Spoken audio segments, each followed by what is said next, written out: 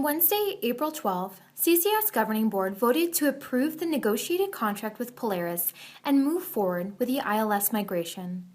But what is an ILS migration, and what does it involve for staff? Listen on as we walk you through the upcoming project. As a library staff member, you may wonder how this project will affect you. So let's go over the who, what, where, when, why, and how of the upcoming migration. The decision to pursue a contract with Polaris was made after months of thoughtful consideration by staff across all CCS libraries. The project, called Project La Lima, involved several teams tasked with investigating potential vendors in depth. Staff attended demos and webinars and provided feedback to CCS and the teams. Each library was represented, and over 60 individuals total served on Project La Lima committees. With this input, directors were able to make their final decision to proceed with Polaris. But what is an ILS anyway? Well, ILS stands for Integrated Library System. The ILS is the software that runs our libraries. The current CCS ILS is Symphony by Circe Dynix. What does it mean to migrate to a new ILS? Well, in short, we will migrate or move our current data, including patrons and item information, to a new system. There will be new staff interfaces to replace workflows, as well as a new interface for our patrons to replace Enterprise. There will also be new procedures to go along with these interfaces.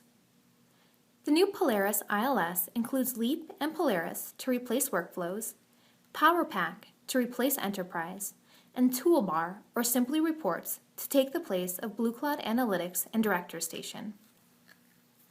The entire project will take roughly 12 months. Our anticipated go-live date with Polaris will be in spring 2018. We'll be able to provide a more firm timeline in the coming months. The ILS migration is a long project and will involve the participation of all staff, but the payoff will be well worth it. Polaris is a product that is specifically designed for public libraries and aligns well with our CCS needs. We'll gain a robust public catalog for our communities, an acquisition system that's easier for our staff to use, as well as a new staff client that is simpler and more streamlined. With all of these changes, how will we make sure we're prepared? Well, through teamwork, training, and lots of testing. Through the migration, decisions will be made through the input of advisory groups made up of staff across all CCS libraries. Through regular weekly newsletters, we'll make sure to keep all staff apprised of the most recent project developments. We'll also host quarterly webinars to share information.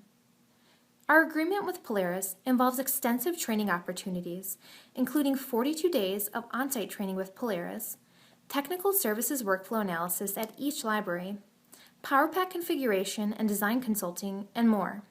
CCS will work with our Polaris implementation team to develop a more robust project plan and ensure a smooth transition to our new system.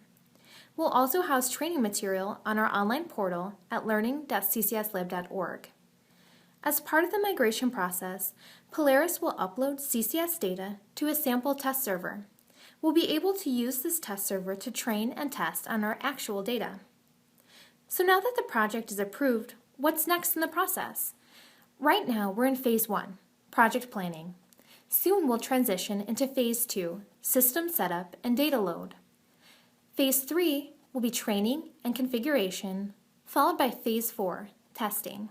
Our last phase is Phase 5, Go Live, in spring of 2018. If you have any questions, feel free to email needs@ccslib.org and check out the training portal at learning.ccslib.org.